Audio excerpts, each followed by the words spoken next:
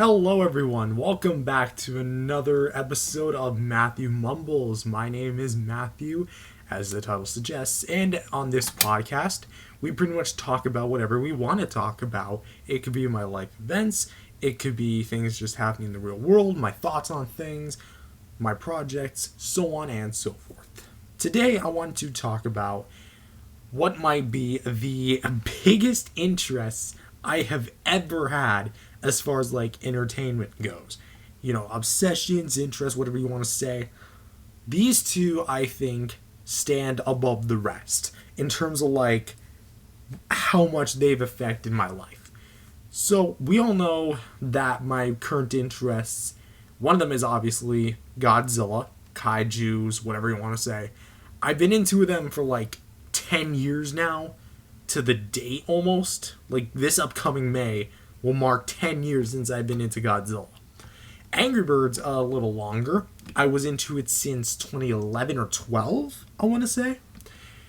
But the two interests I've been into the most are Cars and Thomas the Tank Engine. Now, here's the thing about both. Thomas and Cars have been a weird topic of mine, because obviously they are separate franchises, but I feel like in a lot of ways I can group them together.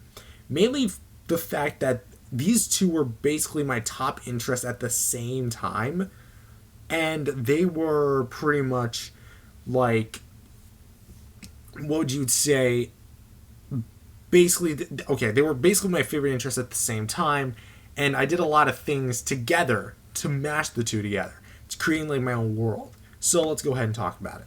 First, we're going to start off with Thomas. Thomas, I don't remember how specifically I got into Thomas, but according to my older siblings, I apparently just found it on TV and then just got hooked from there. And I always watched the model series. If anyone who doesn't know, Thomas basically went through 3 stages. He went through a classic model phase, which all they just did was take like these real metal and plastic models and put them on like little train sets and then actually move them. They use real smoke. They use remote control eyes. I especially say for 1980 standards, their effects were actually pretty good. Like practically, it was really well done. There was no CGI. There was nothing like that. It was full on practical, which I think was really good. And even up until like the mid 2000s, they still even used the model series. However, I think season 13 is when they shifted to CGI, and I think I can agree that, or well, a lot of Thomas fans can agree that the CG kind of ruined the magic the original model series had, but it still was faithful in that the designs, for the most part, listen, the designs from the CG were based on the original models. And I know a lot of the characters some of the characters got redesigns, a lot of them later, especially the newer characters who didn't appear in the model series.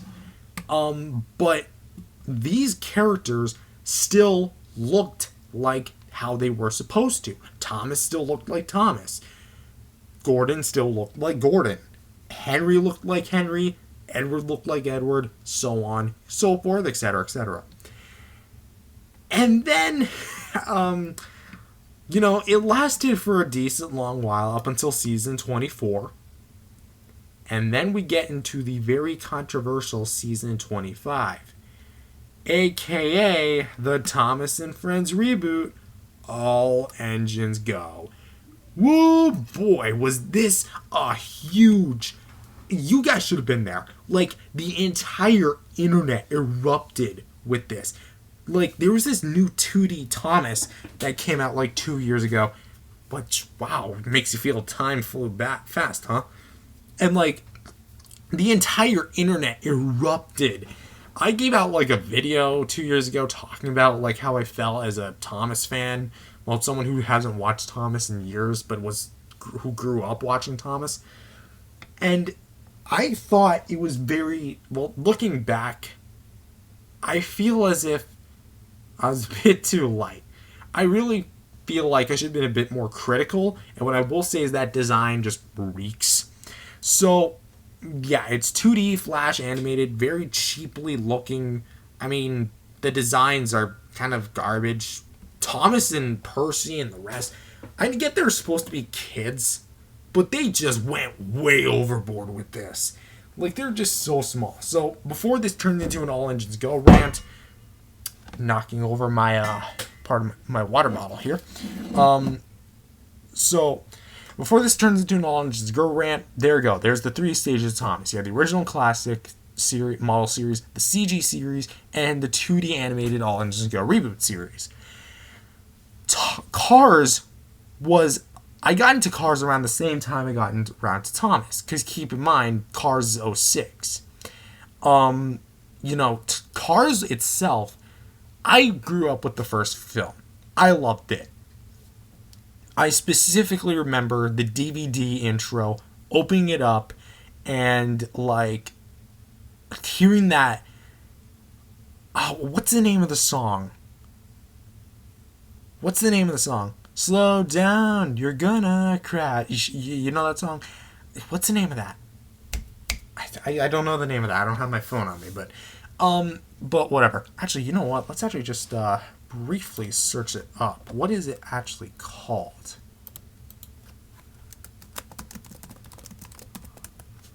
It is called Real Gone. Okay, so it's called Real Gone. Okay. So it's called Real Gone, and I just remembered that tune with McQueen just racing, giving that little wink every so often, the little loop, and then, it has like the main menu. Like, it just screams nostalgia. I remember that the little intro so well, and I love it even to this day. As for the actual movie, again, I had a blast with it. I loved McQueen. I loved the animation. I loved Mater, Doc Hudson.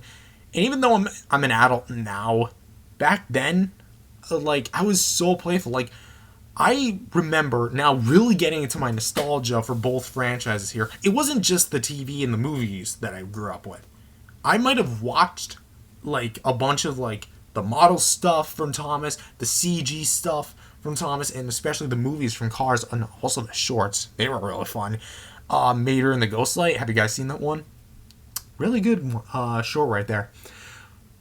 I also had a lot of merch, which, as any kid in the 2000s did who grew up with both franchises, anyone knows how much money both of these franchises make off for merchandise alone. Like, Thomas and Cars, I think, are one of the most popular toy brands as far as, like, merchandise sales go alone. That's how big these things are. Even to this day, they're still selling like hotcakes. Like, I went to my local Walmart one time, and there's an entire section devoted to Thomas. That's how big he is. I remember, like, as a little kid, I went to Toys R Us, and I remember I had like a Thomas Trackmaster, and I went to the Thomas section, and then I'm like, Thomas needs a friend. Let's grab Percy. And then we just grabbed a Trackmaster Percy, paid for it, went on our way. And then we had like this little triangle train set of like Thomas going around, then you had Percy going around, then you have James running around. It was really fun.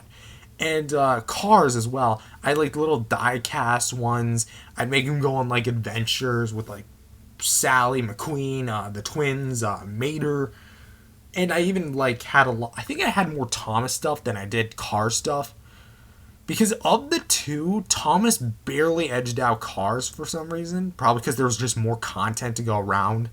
Because I'm pretty sure a TV show has more content than a movie does. But, I mean, that's besides the point.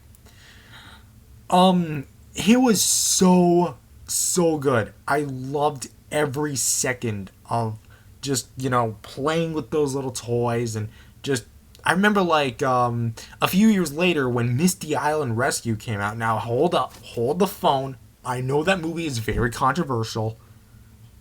I don't think it's the best movie either, but the play set was really good. It had like the Shake Bridge. It had like the rescue center on one side. Then it had Misty Island on the other. It had like a magnet that you could like throw down and like pull Thomas or whoever it was up.